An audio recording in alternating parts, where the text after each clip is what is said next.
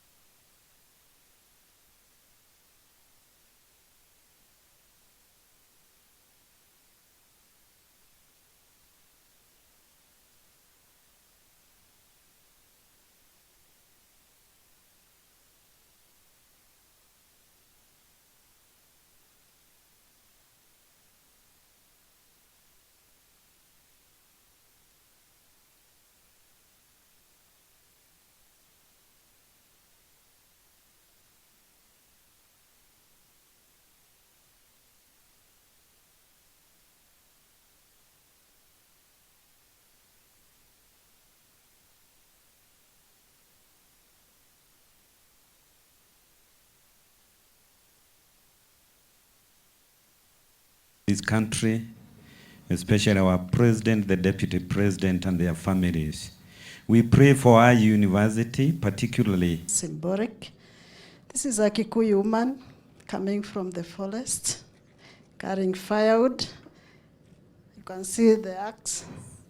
So she's going to feed the nation.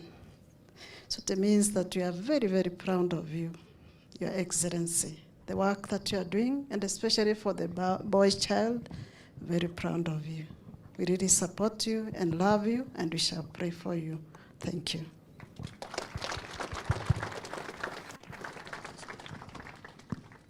Women, we are going to get firewood. Naweza. Mimi hamuniwezi. Ni vile time imetukanja mbaya, lakini ningeweka challenge. Well, when we come to areas of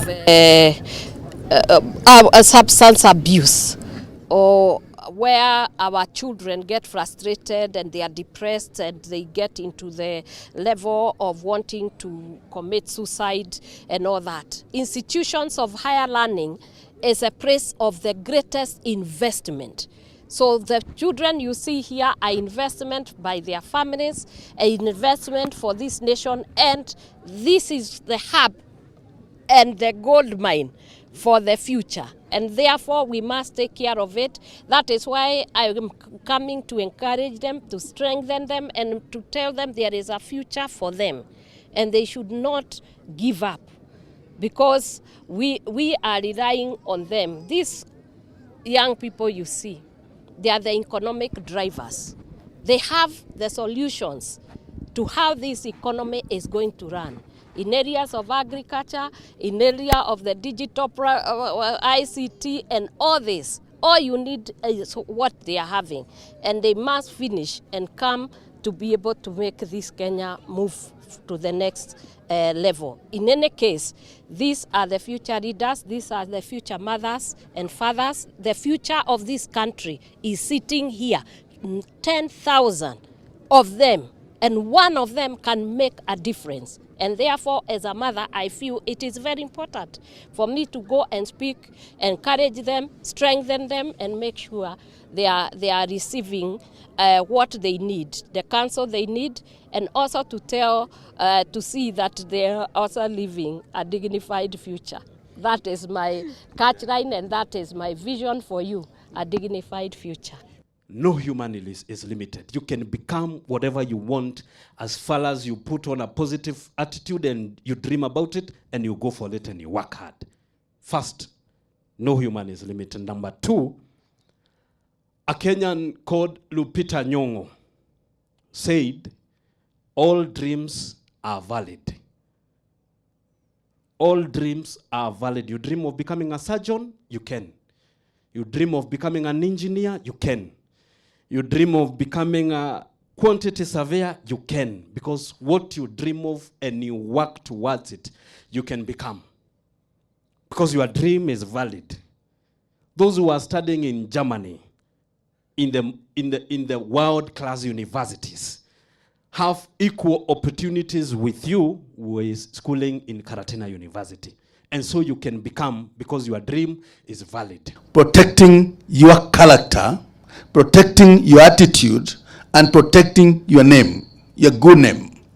And that is Proverbs 22 and verse 1. It says, a good name is better than silver and gold.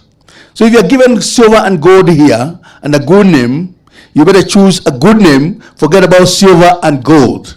Because silver and gold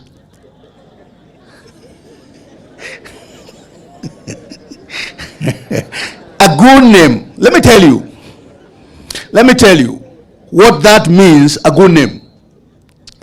You have had people, very rich people, and how they got their riches is in a dubious manner. Let alone you find a name being mentioned, then you start saying other things. But if you protect your name, wherever you will be, when that name is mentioned in a positive way. So attitude, character, and a good name.